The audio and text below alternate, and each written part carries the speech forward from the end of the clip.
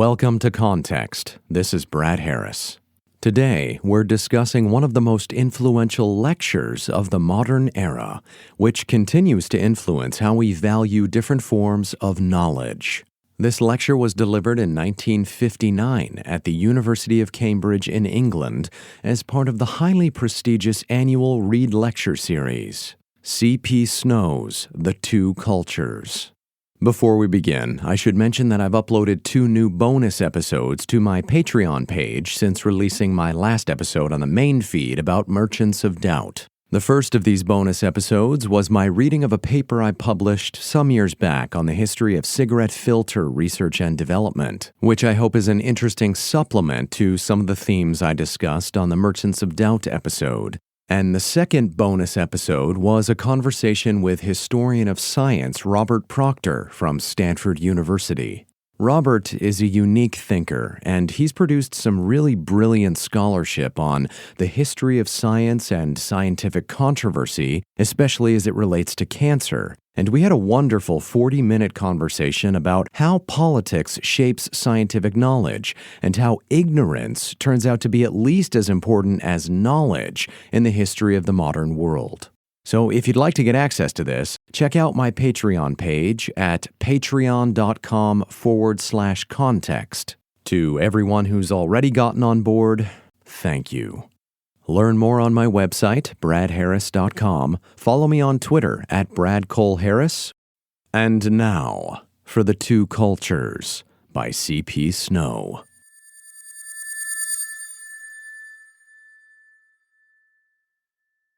I think we have a problem.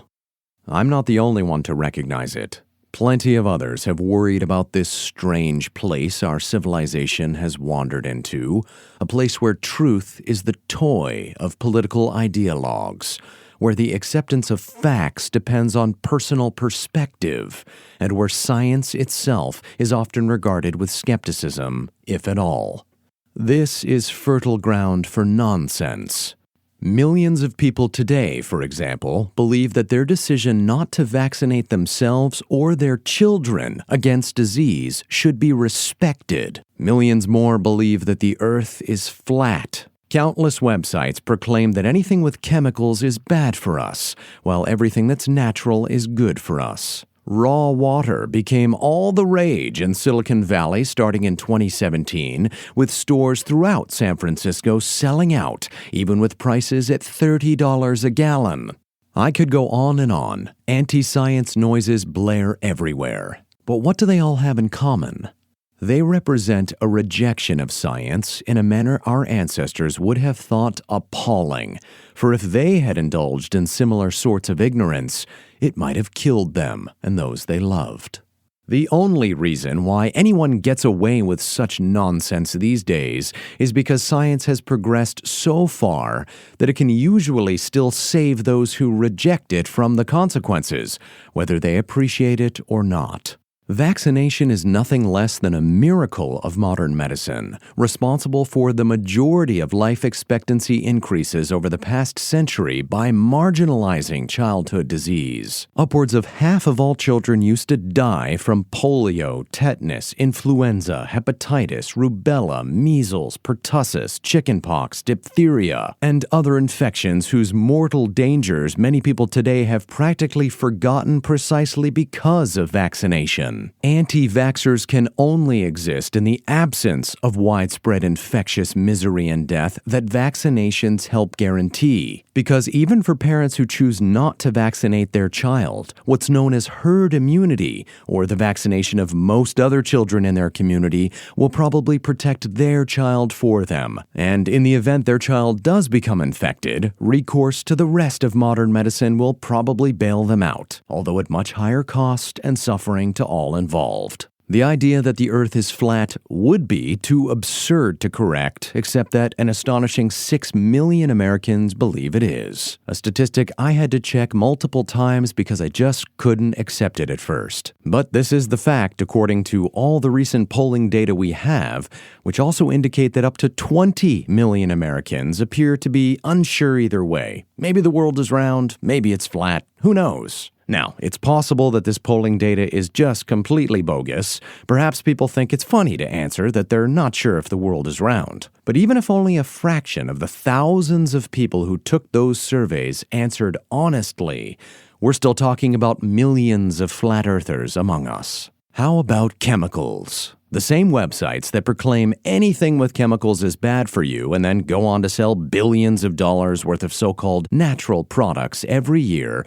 conveniently overlook the fact that virtually everything is chemicals. 60% of the human body is made up of the transparent, nearly odorless chemical whose formula is H2O. Or how about all the chemicals that comprise a freshly picked, organic, non-GMO, all-natural banana? That's 75% H2O, along with glucose, fructose, sucrose, aspartic acid, phenylalanine, isoleucine, stearic acid, phytosterols, 2-methylbutylethanoate, pentylacetate, and about a dozen more unpronounceable chemicals. You get the idea. Lots of artificial chemicals are healthy or harmless, and lots of so-called natural ones are deadly. Nature is a genius at evolving toxins and poisons and irritants and hallucinogens. Mercury is perfectly natural. So is lead. So is cyanide. All deadly. On the other hand, petrolatum, for example, one of the most common cosmetic ingredients,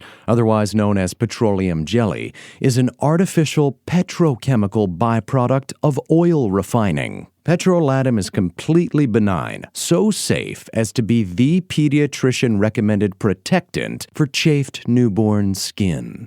I probably shouldn't even get started on raw water, but this insane trend percolated to the surface of national awareness in early 2018 when a rash of emergency room visits and deaths by cholera compelled food safety experts and doctors to warn the public against drinking it. Raw water is exactly what it sounds like. Untreated, unfiltered groundwater, which enthusiasts proclaim is healthier by virtue of preserving probiotics and other nutrients they believe modern treatment removes. This ignorance isn't just ridiculous, it's deadly. No matter where it comes from, water offers no beneficial probiotics and trivial amounts of nutrients compared to food. What it does potentially offer in its so-called raw form is cholera, E. coli, hepatitis A, giardia, cryptosporidium, and heavy metals. Basically, every generation from our great-grandparents back lost significant fractions of their communities to waterborne diseases. The pioneering epidemiological work of English physician John Snow in the mid-1800s to trace a cholera epidemic to contaminated water was a major milestone in the advancement of medicine, and everywhere his knowledge propagated, death by infectious disease plummeted. Some Silicon Valley hipsters may be willing to shell out $30 for a gallon of raw water, but practically all of their ancestors and hundreds of millions of people in developing countries today are literally dying for access to treated, filtered water. Whew. Okay, now I know I just sort of went off on a tirade there, and you might be wondering what any of this has to do with C.P. Snow and his lecture from 1959, The Two Cultures. Well, first of all, such obvious examples of anti-science nonsense as these are like canaries in the coal mine of much more pervasive scientific confusion that's sabotaging our society's ability to solve some of the biggest problems of the modern age. And when C.P. Snow got up to the podium nearly 60 years ago at the University of Cambridge, he introduced very similar concerns in a way that has stirred deliberation on the topic ever since. Quote, I believe the pole of total incomprehension of science radiates its influence on all the rest. That total incomprehension gives, much more pervasively than we realize living in it, an unscientific flavor to the whole traditional culture, and that unscientific flavor is often, much more than we admit, on the point of turning anti-scientific. End quote. The main theme of Snow's lecture was to raise alarm about the gap he saw growing between modern society's scientists and its literary intellectuals, as he called them, or what he identified as Britain's source of traditional culture. Literary intellectuals, traditional culture, these are categories in Snow's analysis that we would probably interpret today more generally as the humanities. And Snow identified two distinct cultures associated with the sciences and the humanities. The scientific culture, he argued, was characterized by optimism, rationalism, and an embrace of the future, while the culture of the humanities was characterized by relativism, sentimentalism, and nostalgia for the past. Snow himself had a foot in both camps, for he had been trained as a research scientist, but had evolved his career toward novel writing and literary critique after World War II. By the 1950s, he had risen to become a public figure respected for both his scientific and his literary acumen. So when he decided to lecture on the antagonism between these two spheres, people listened. In Snow's mind, the scientific culture embodied the ideal of progress, as scientists were, quote, inclined to think that anything could be done until it was proved otherwise, end quote. By contrast, quote, the non-scientists had a rooted impression that the scientists were shallowly optimistic, unaware of man's true condition, and dismissed them as ignorant specialists, end quote. Overall, Snow portrayed literary intellectuals as a group who, quote, had never tried, wanted, or been able to understand the Industrial Revolution, much less accept it. Literary intellectuals were natural Luddites, end quote. In the historical context of Snow's lecture in 1959 Britain, the apparent cultural chasm between the scientists and the literary intellectuals, and the anti-science tone of the humanities in particular, was a serious problem, for Britain, along with the rest of Western Europe and America, was then engaged in a Cold War with the Soviet Union, where science seemed to garner much greater respect. The Cold War, featuring a life-or-death competition between the scientific military-industrial complexes of democracy and communism, was the most important factor motivating Snow's lecture, but it wasn't the only one. Another factor was his frustration with Britain's traditional class structure, which seemed to be inhibiting the country's global leadership in the modern era. According to historian Stefan Collini, for generations leading up to the middle of the 20th century, the British upper class had, quote, insisted that training in the natural sciences might produce a practically valuable specialist, but it could not turn out an educated man. For this, literature, especially the literatures of antiquity, remained indispensable, end quote. In other words, the aristocracy, which largely controlled Britain, had long presumed it was above the dirty work of science and engineering. Those vocations were reserved for the lower and middle classes. True gentlemen and ladies should aspire to art, politics, and writing. As Collini surmised in his Introduction to the Two Cultures published in 2012, quote, Snow's thesis belonged to a particular period of British political and cultural history. The end of the 1950s were the Sputnik years, in which military and economic anxieties were displaced onto the issue of technological competitiveness, and this, in turn, was presented as a charter for modernizing Britain. Another book from much the same period that also attracted considerable attention was The Crisis in the Humanities, edited by Snow's friend, J.H. Plum. The traditional conception of the humanities, argued Plum, belonged to the education of a gentleman, fitting him for membership in the governing class. This was now socially outdated, and the humanities needed to adapt themselves to the needs of a society dominated by science and technology. Like Snow, Plum associated science, democracy, and modernity together, and Britain fell short on all three. End quote.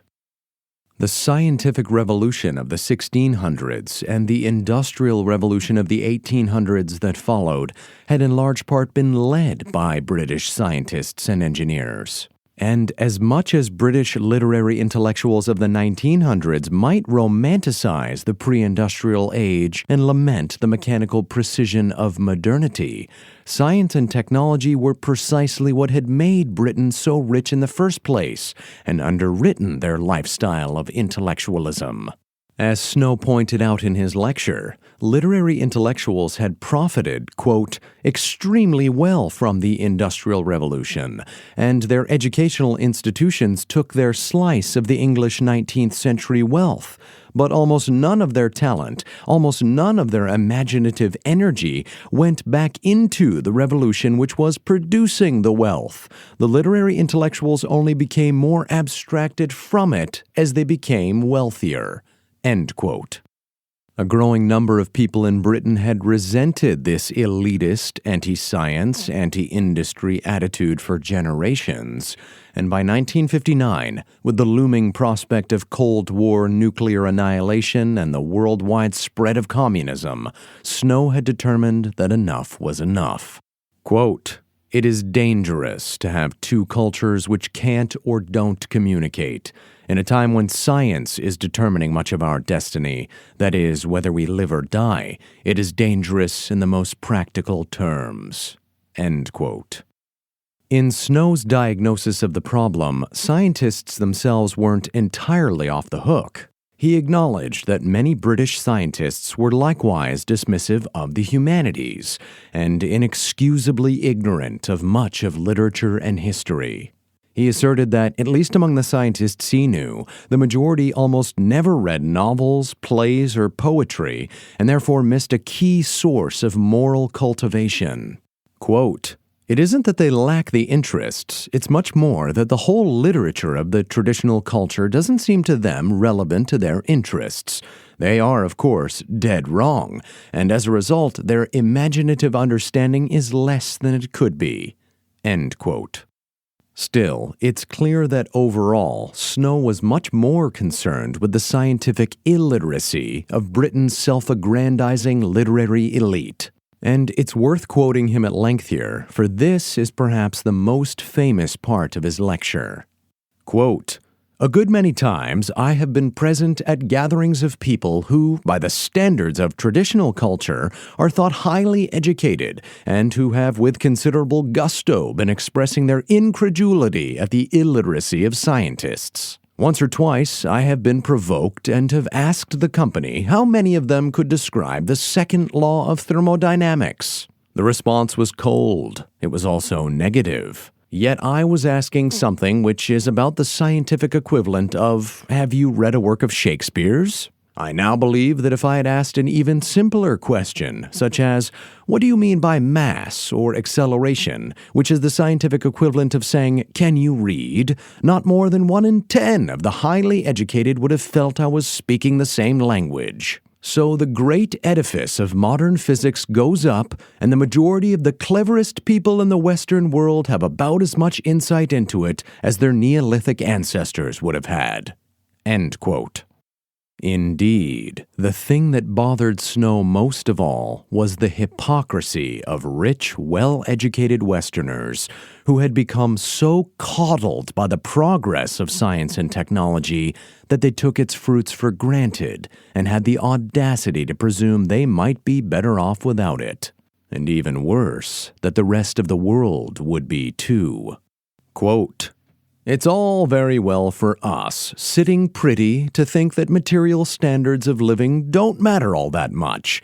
It's all very well for someone, as a personal choice, to reject industrialization. Do a modern Walden if you like, and if you go without much food, see most of your children die in infancy, and accept 20 years off your own life, then I respect you for the strength of your aesthetic revulsion. But I don't respect you in the slightest if, even passively, you try to impose the same choice on others who are not free to choose. In fact, we know what their choice would be, for with singular unanimity, in any country where they have had the chance, the poor have walked off the land into the factories as fast as the factories could take them." It was no fun being an agricultural laborer in the pre-industrial world, in the time that we, snobs that we are, think of only as the time of the Enlightenment and Jane Austen." End quote. Affluent Westerners, in Snow's assessment, had it so good that they simply forgot where their fortune came from and how bad life without science and technology really was. In the end, however, regardless of who was at fault, regardless of who was more snobbish or who displayed more ignorance, the two cultures was a plea for reconciliation. Unless elites in both the sciences and the humanities developed more symbiotic cultures of knowledge, Snow worried, the progress of Western civilization might falter, leaving developing nations and the rest of the world vulnerable to perpetual poverty on one hand and to the mob rule of communism on the other. Quote, "Closing the gap between our cultures is a necessity. When those two senses have grown apart, then no society is going to be able to think with wisdom. For the sake of intellectual life, for the sake of the poor who needn't be poor if there is intelligence in the world, it is obligatory for us and the Americans and the whole West to look at our education with fresh eyes." End quote. Snow's lecture triggered an intense epistemological debate within higher education throughout Europe and America regarding the status of science that has persisted to this day. Although initially Snow enjoyed an overwhelmingly positive reaction, many academics soon began criticizing his presumption of science's benefits. In 1962, one of the most influential literary intellectuals in Britain, Frank Leavis, denounced Snow as an ignoramus who should never have been given a public platform in the first place, and he rejected the idea that science deserved special respect as a system of knowledge. That same year, Thomas Kuhn published The Structure of Scientific Revolutions, which most people in the humanities misinterpreted as showing that scientific progress doesn't really exist, a particularly pernicious myth that I addressed in a former episode on this podcast. These and other reactions in the 1960s converged on the establishment of an entirely new culture in the humanities centered on postmodernism, which for the last 2 generations has been indoctrinating students in many literary disciplines with the idea that science is merely a cultural construction of the West that's at least as corrupt as any other cultural construction and that offers no better insight on what's true or how the world works. The tragically ironic outcome is that a significant fraction of some of the most highly educated people in our society have grown convinced that facts themselves are culturally constructed, leaving what's true as a matter of personal choice. This is a huge liability, no matter who you are, for it has directly enabled the politicization of science in a way that undermines our entire society's ability to manage the biggest challenges of the modern world. Obvious nonsense like the raw water craze is merely a red flag for the deeper problem here. The spread of scientific illiteracy gives political actors on all sides powerful ammunition to sabotage rational discourse on more complicated issues, from global warming to genetically modified food production. And now, combined with 21st century social media, counterproductive, if not downright dangerous ignorance is spreading like never before. Even though C.P. Snow first identified the seeds of this problem in what may now seem a distant historical context, the anti-science fruit of that problem has now come into full bloom nearly 60 years later. As I've said elsewhere, there seems to be an irony built into modernity. The more progress we make and the more powerful the science that's driving it becomes, the more people seem to take science for granted and forget the suffering it's helped liberate us from. Of course, science is no panacea, and as I've also said before, our application of science and technology often creates as many problems as we attempt to solve. The sensible response is not to reject science, but to apply more and better science to the complications of modernity. for it is by far the most productive system of knowledge humanity has ever come up with. As the historian Stefan Collini reflected, quote, "What gets forgotten in the more sweeping and alarmist complaints about science's and technology's harmful impacts is the fact that it is precisely further scientific advances that have enabled us to identify and analyze many of these effects. The hole in the ozone layer provides one obvious example here. The more positive and realistic response to such problems is surely to recognize that the scientific capacities that have produced threatening technologies are also our best hope of producing benign ones." End quote. What are people in modern society really forgetting when they reject science? What happens when the advanced institutions of civilization that they take for granted and that keep all of us comfortable and secure really do collapse? What is it really like for people who've grown accustomed to centuries of prosperity just like us to suddenly face the raw brutality of nature? There are many historical contexts where this nightmare has become real, and perhaps the most notorious of all occurred during the so-called Dark Ages of Europe. The people who suffered through sliding from the height of ancient civilization into the chaos of the Dark Ages were very much like us in the 21st century. For nearly 1,000 years, Romans enjoyed beautiful architecture, hot running water, cosmopolitan markets, a cornucopia of rich foods and beverages, widespread literacy and higher education, sophisticated entertainment, swift travel on paved roads, security, law, and order. And then, suddenly, all of that collapsed. And next time on Context, we're going to look at the wreckage and despair that followed.